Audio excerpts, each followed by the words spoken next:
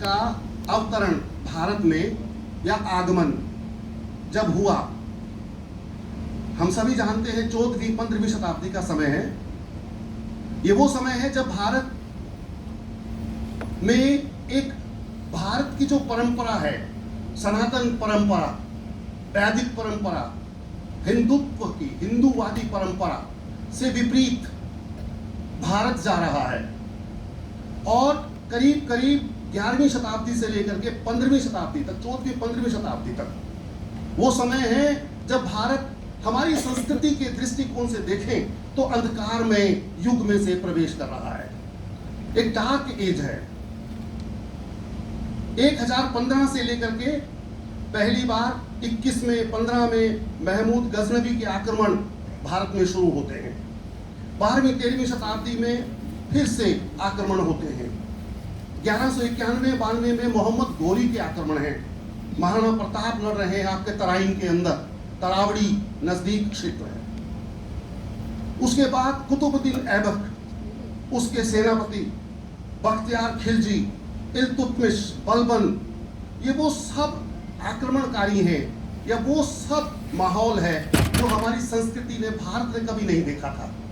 और भारत की एक सामाजिक, सांस्कृतिक, धार्मिक जो रवायात थी, जो शांति थी, जो प्रेम भाईचारा था, वो सारा का सारा तहस नहस हो जाता है।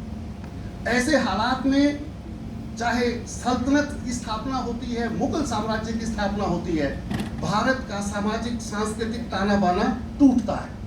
भारत के सामने, हमारे ऋषियों के सामने, हमारे लोगों के सामने अनेक प्रकार की चुनौतियां हैं। बहन बेटियां सुरक्षित नहीं हैं, समाज सुरक्षित नहीं है। एक तो धार्मिक उन्माद और दूसरा भारत के अंदर जातिवादी का उन्माद, अस्पृश्यता, अछूआछात, इस समय से जो पहले से चली आ रही थी, और दूसरा धार्मिक उन्माद। न तो समाज संस्कृति के दृष्टिकोण से, न जातिवाद के दृष्टिकोण से, न धर्म के दृष्टिकोण से कहीं भी समाज, देश सुरक्षित नहीं है। ऐसे में संत कबीर का अवतरण, आगमन हमारे सामने होता है। अब ऐसे अंधकारमय युग में जब कुछ सूझ नहीं रहा है, उसमें बहुत सारे ऋषियों ने, बहुत सारे संतों ने, महापुरुषों ने भक्ति काल के अंदर काम किया है। और भक्ति के माध्यम से उन्होंने बताया, जैसे आज हम बार बार प्रयास करते हैं कि एजुकेशन के माध्यम से हम समाज को अग्रणी करते हैं, आगे लाते हैं, तरक्की करते हैं, ज्ञान में, विज्ञान में, मैथमेटिक्स में, साइंस में, क्योंकि आज विज्ञान का युग है। तो उस समय इन संतों ने भक्ति काल में भक्ति के माध्यम से समाज में वो शांति, वो धैर्य, वो प्रेम स्थापित करने का प्रयास किया। और मानव जो विचलित था, मानव जो सुरक्षित नहीं था, देश में दास प्रथा थी, छुआछात था, हमारी बहन बेटियों को, हमारे लोगों को ये मुस्लिम आक्रमणकारी हजारों की संख्या में अलग अलग शहरों से गिरफ्तार करके, पकड़ के उन्हें अरब की मंडियों में बेचते। देश में ऋषि सारे परेशान है, संत सब परेशान है कि देश को कैसे बचाएं। राजा हमारे नहीं है, हमारी राज सत्ता हमारे पास नहीं है, धर्म की रक्षा करने वाले हमारे पास नहीं है। ऐसे अंधकार में युग में संत कबीर जो है एक आशा की किरण के रूप में हमें दिखाई देते हैं। वो समाज को बचाने के लिए, समाज को फिर से पुनः उसी रास्ते पर लाने के लिए वो प्रयास करते हैं। और वो उन सभी संतों में एक हैं जो समकालिक हैं, जो सब मिलकर के इस काम को कर रहे हैं। तो संत कबीर भी वही काम कर रहे हैं। आज हम संत कबीर के बारे में बहुत छोटी छोटी बातें, कुछ सेलेक्टेड एस्पेक्ट्स मैं आपके सामने रखूंगा। संत कबीर, सबसे बड़ी बात है कि जुलाहा कम्युनिटी में जन्म लेते हैं। और जुलाहा कम्युनिटी उत्तर भारत के अंदर जो कपड़ा बुनने का काम, मोटा कपड़ा बुनने का काम करती है, धानक जाति के लोग काम करते हैं। तो इसीलिए हरियाणा में, पंजाब में, राजस्थान में और दिल्ली में और पश्चिमी उत्तर प्रदेश में ये जाति जो है सभी संत कबीर को अपना व्यावसायिक गुरु मानती है। और व्यावसायिक गुरु मान करके उसका प्रचार प्रसार जयंतियों के रूप में, कार्यक्रमों के रूप में करती है। उसी दृष्टिकोण से स्वामी जी जयनारायण जी ने ये प्रयास किया है। और आप आए हैं, आपका सानिध्य है, आपका आशीर्वाद मिल रहा है, हम इसके लिए बहुत बहुत आभारी हैं। हम आपके बहुत बहुत ऋणी हैं जो आपने हमें समय दिया है। संत कबीर जी का जन्म जो हुआ है, जो कार्यक्रम जो हुए, जो विषय है उसके मेन में मुख्य विषय, वो ऐसे हालात में एक धर्म योद्धा के रूप में आते हैं, एक समाज सुधारक के रूप में आते हैं, एक मुक्तिदाता के रूप में आते हैं, आध्यात्मिक कवि के रूप में आते हैं, एक क्रांतिकारी संत के रूप में आते हैं, सामाजिक धार्मिक परिवर्तन की मुहिम चलाते हुए आते हैं। कबीर भक्ति, सूफी और नाथ आंदोलनों का एक परिरूप है। भक्ति का मिशन लेकर आते हैं, सूफी मिशन को लेकर के आते हैं और नाथ संप्रदाय को लेकर के आते हैं। उनका एमलगमेशन है कबीर के अपने समकालिक संतों में बाबा फरीद, संत रविदास, नामदेव, ये कुछ ऐसे बड़े महापुरुष हैं, संत हैं जिनके समकालिक वो होकर के काम करते हैं। गुरु नानक देव, कबीर वो हैं जो बहुत लीडर हैं, उनके बारे में लीडरता का जो कोई सानी नहीं है, जो उस समय के हालात में उस समय मौलवियों के सामने चुनौती प्रस्तुत करते हैं, पंडितों के सामने चुनौती प्रस्तुत करते हैं और समुदायों में वर्ग जाति कट्टरता, समुदायों में कट्टरता, पाखंडवाद, रूढ़िवाद, जीव हत्या पर वो निडरता से अपनी बात रखते हैं। संत कबीर, क्योंकि मैंने कहा मैं संक्षेप में बात करूंगा, लंबी बात नहीं करूंगा। संत कबीर एक निर्गुण ब्रह्म की भक्ति से समाज में फैले अंधकार, दुखों को दूर करने का मार्ग बताते हैं। संत कबीर भक्ति और अद्वैतवाद के ऊपर, भक्ति मूवमेंट पे और अद्वैतवाद पर, कि सत्य एक है, परमात्मा एक है, उसी की भक्ति में हमें समर्पित होकर के अपने काम करने हैं, अपने दुखों को दूर करना है। तो भक्ति निर्गुण ब्रह्म, भक्ति अद्वैतवाद पर आधारित हो करके अपने विचारों से समाज में दुखों को दूर करने की बात करते हैं। संत कबीर इस अद्वैतवाद के ऊपर बोलते हुए कहते हैं, एक ही पवन, एकहु पवन, एक ही पानी, एक ही ज्योति संसारा। एक ही पवन, एक ही पानी, एक ही ज्योति संसारा, एक ही खाक गढ़े सब भांडे, एक ही मिट्टी से, एक ही ब्लड से ये सब भांडे गढ़े गए हैं, यानी कि इंसान बनाए गए हैं, एक ही सृजनहारा। अर्थात इसको रचने वाले, हम सबको, जगत को रचने वाला एक ही है। तो वो अद्वैतवाद के ऊपर वो ज्यादा फोकस करते हैं। इंसानों के बारे में जब जातिवाद और छुआछात को कटाक्ष करते हुए वो कहते हैं, एक बूंद एक ही मलमूत्र, एक बूंद एक मलमूत्र, एक चाम एक गूदा, एक जोत तय सब जग उपजा, को बामन को सूदा। संत कबीर वर्ण व्यवस्था में उच्च निम्न वर्ण व्यवस्था पर कटाक्ष करते हैं और चुनौती देते हुए कहते हैं, जो तू बामन बामनी जाया, जो तू बामन बामनी जाया, आन बाट होए क्यों नहीं आया। है पंडित जी, है उच्च वर्ण में जन्मे पंडित जी, जो आप सर्वोच्च होने की बात करते हैं, तो आपका जन्म भी उसी रूप में, उसी तरह से किया हुआ जैसे एक निम्न वर्ण, निम्न जाति के व्यक्ति का हुआ। तो आपका जन्म किसी और तरीके से होना चाहिए था।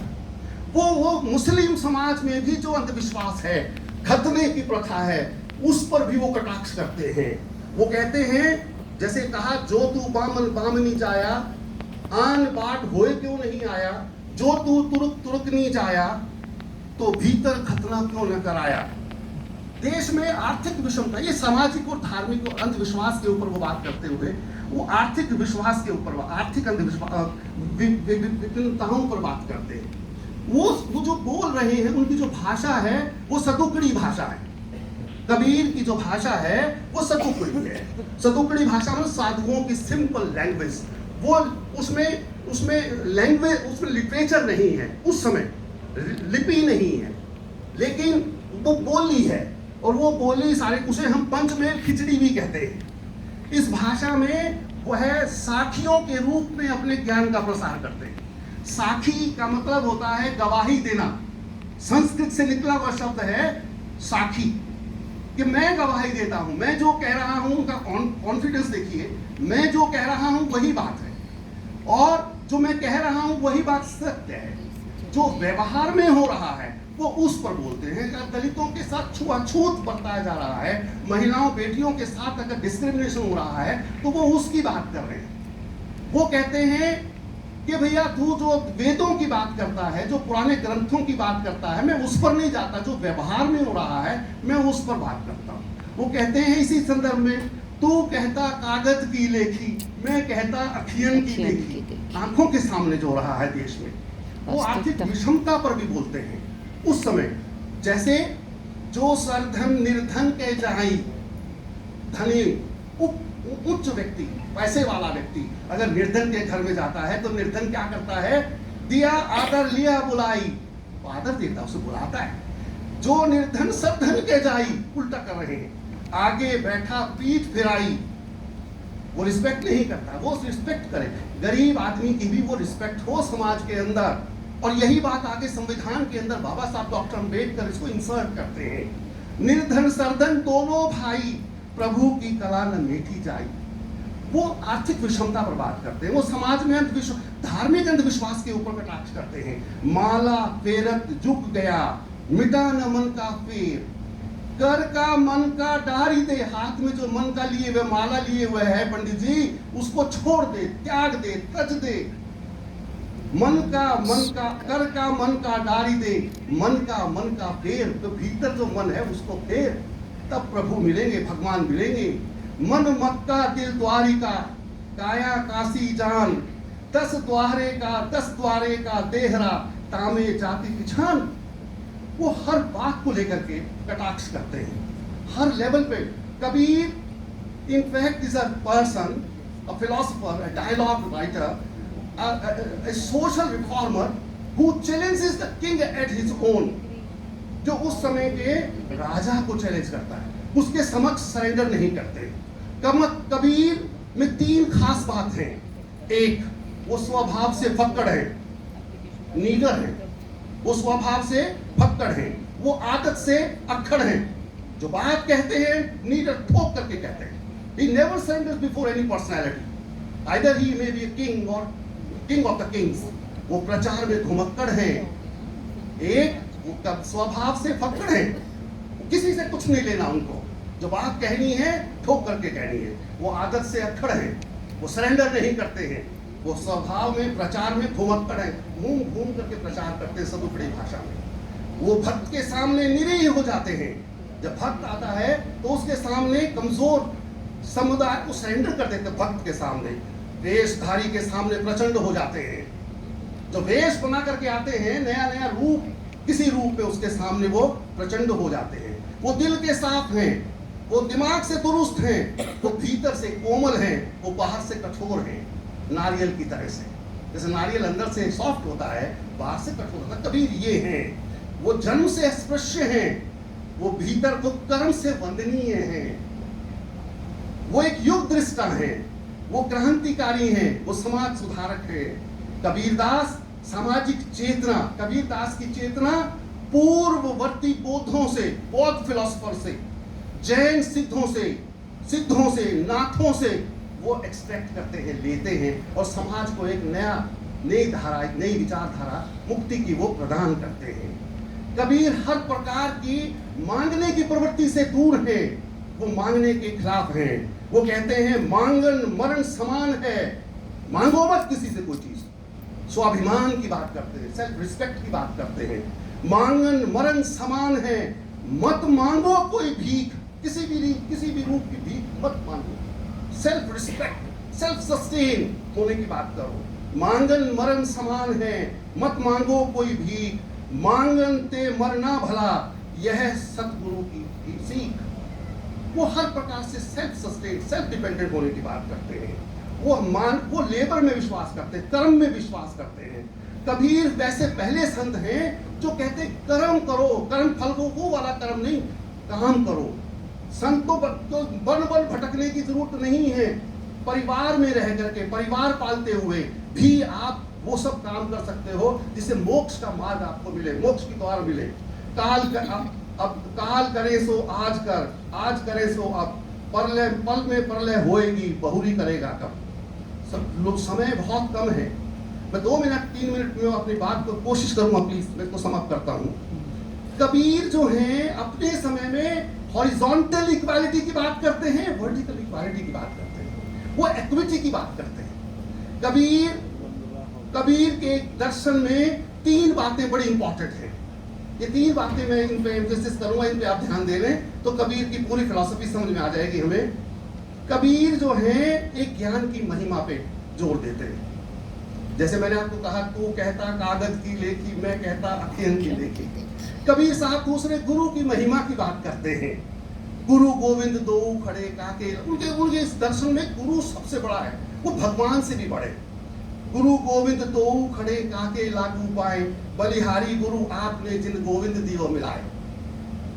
सब धरती कागज करूं, गुरु की महिमा में कह रहे हैं, सब धरती कागज करूं, लेखनी सब बन रहा है। सारे संसार के जंगलों की, वनों की अगर मैं लेखनी बनाऊं, 7 समंदर की मसीही करूं, तो भी गुरु ज्ञान लिखा न जाए। वो कहते हैं कबीर गुरु गरवाह मिलिया, रली गया आटा लून, आटा और नमक मैं सब भूल गया जब गुरु मुझे मिल गया। तो जाति पाति कुल सब मिटे, समाज में जो जहर है जाति पाति का, छुआछूत का, धर्मांधता का, जाति पाति सब कुल मिटे, नाव धरोगे पूर्ण, यानी कि मोक्ष प्राप्त करने के लिए गुरु का ही मार्ग है। तुम्हारी भव सागर को पार करने की नैया जिस पर तुम चलना चाहते हो, वो सब कोने में रख दोगे, उसका कोई महत्व नहीं रहेगा।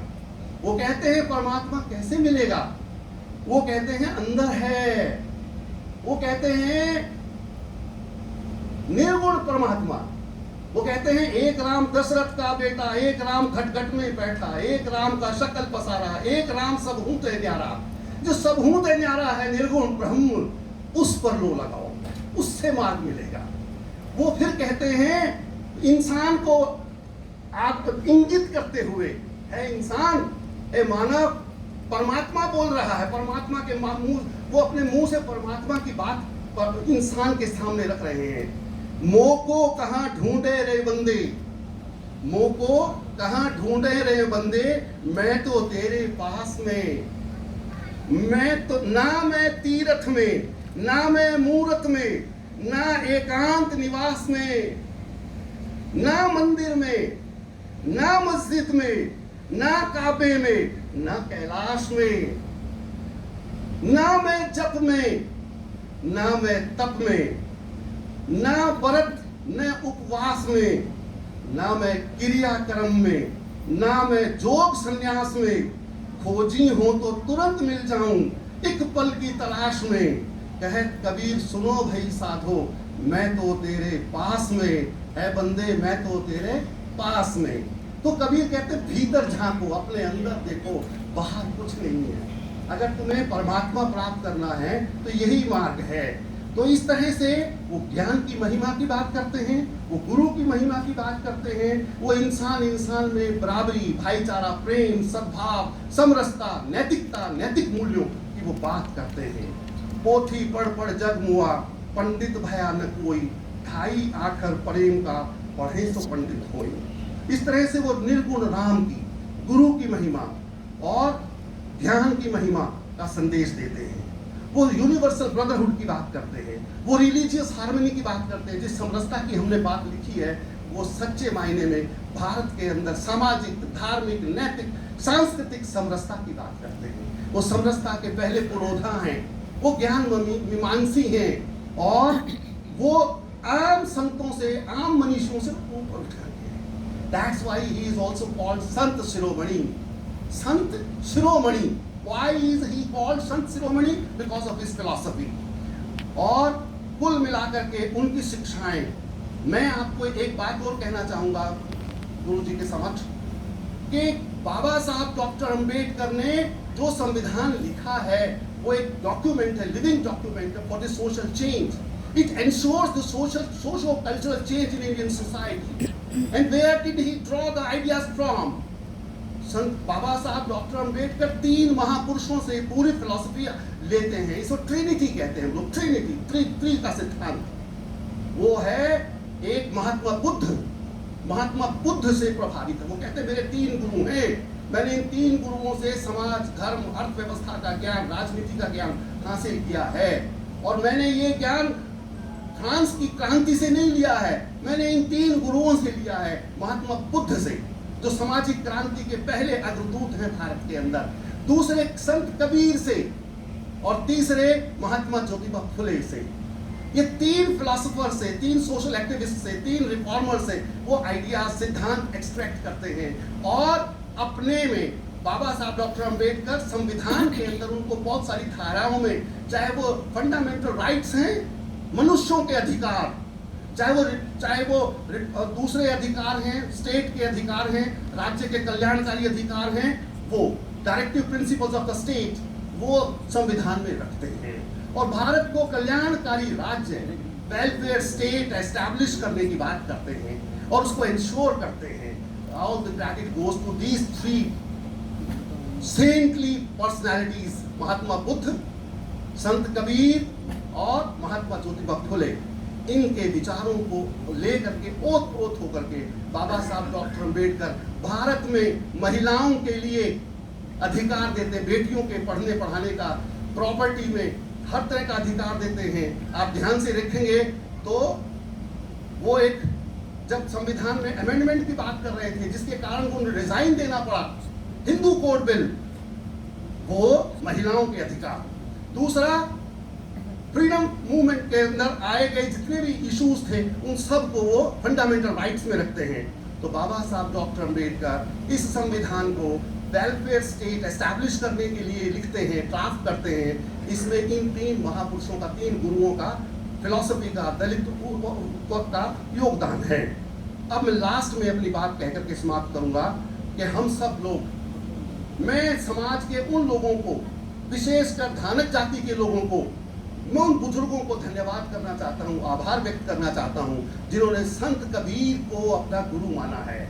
इस कौम को, इस संप्रदाय को, इस समुदाय को जो उत्तर भारत में बिहार तक फैली हुई है, मैं उनको धन्यवाद करना चाहता हूँ। और आप लोग मेहनत करके पूरे हरियाणा, पंजाब, उत्तर प्रदेश में कबीर साहब के दर्शन को रैशनल तरीके से प्रचार प्रसार करते हैं। मैं आप लोगों को नमन करता हूँ, धन्यवाद करता हूँ।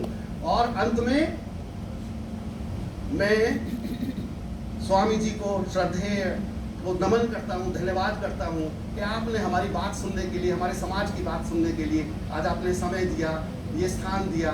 जय नारायण जी, आप बहुत बहुत धन्यवाद के पात्र हैं।